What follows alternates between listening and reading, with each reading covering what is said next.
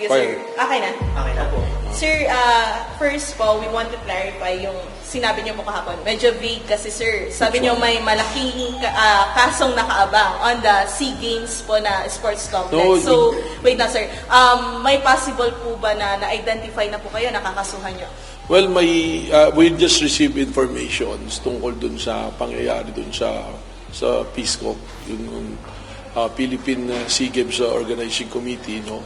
And we in possession of documents already na meron talagang kailangan imbestigahan because there are a huge amount of money na na-involved dito.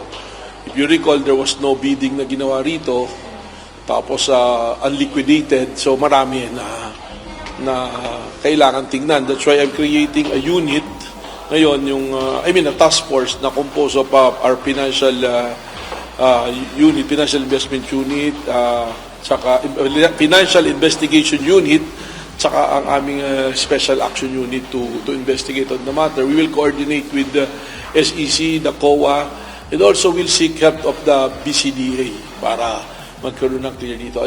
As we speak now, wala pa naman tayong sasabihin na na-identify, but there are already personalities na nakikita natin doon sa dokumento, sa initial na pumasok sa atin.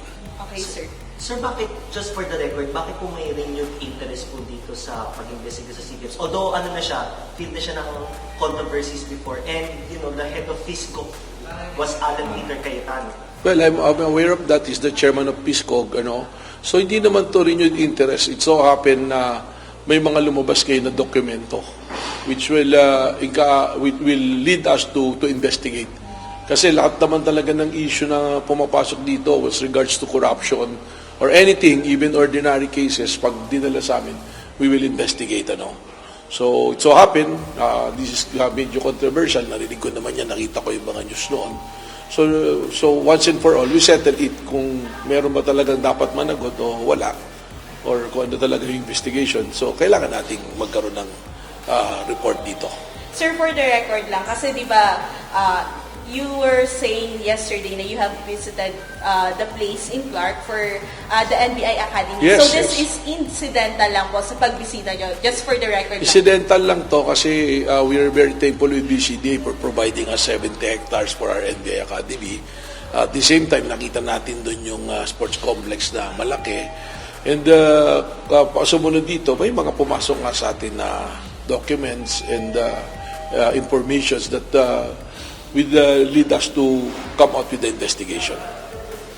Sir, how can, of course, baka lang makulayan na naman ang politika kasi, syempre, kahit hindi kayo, parang lagi kayong nagbabangayan kasi ni Senator Cayetano. So, how can the public be assured na this will be an part of the investigation? Unang-una, hindi naman ako nakikipagbangayan sa kanya. I'm always respectful to everybody, especially to the member of the Senate. It so happened siguro na siya involved dito, At tayo naman, ang record naman ng NBI, we'll always go where the evidence will lead us, kung ano yung batas, kung ano yung proseso. So, kung sa kailangan natin siyang tanungin, we will respectfully ask him to give light to this. And I'm sure si Senator Alan, kung siya kasama rin dito, I'm sure that he will appreciate na maimbestigahan natin dito ng maayos. Sir, regarding sa impeachment, you have confirmed that you will go sa Senate sa Monday. Yes. Are we expecting, what are we expecting po na from the NBI side po sa pag-testify niyo po? Well, we will answer kung ano yung queries and questions according to our personal knowledge and kung ano yung naging takbo ng ating investigasyon, kung ano yung ebidensya at kung ano yung proseso. That will be the guarantee that we will go. We will be very participative dun sa pagiging investigasyon nila.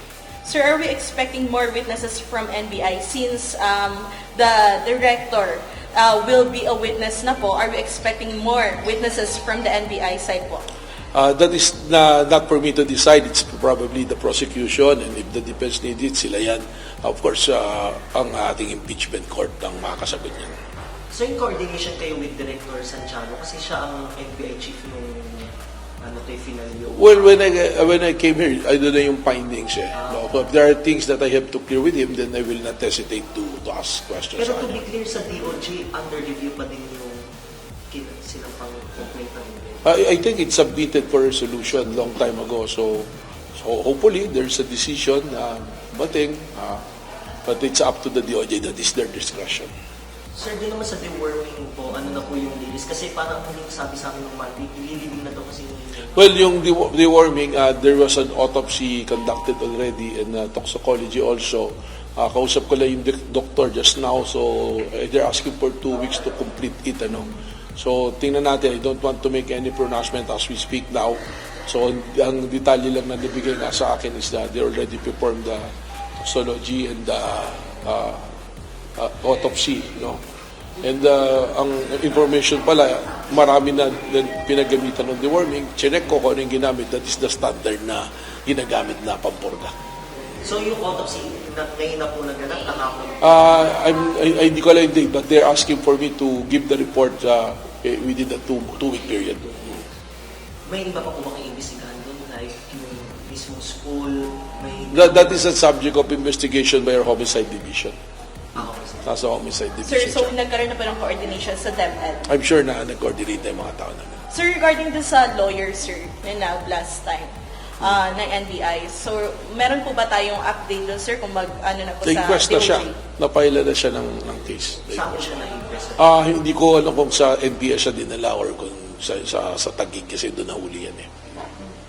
Okay. So, are we expecting, sir, na mag-file na po ng case doon sa Now, DOJ? when na-inquest yan, definitely there's already been a case na file yan. Sir. Okay. Sir, thank you. Sir, thank you, sir. Thank you, sir.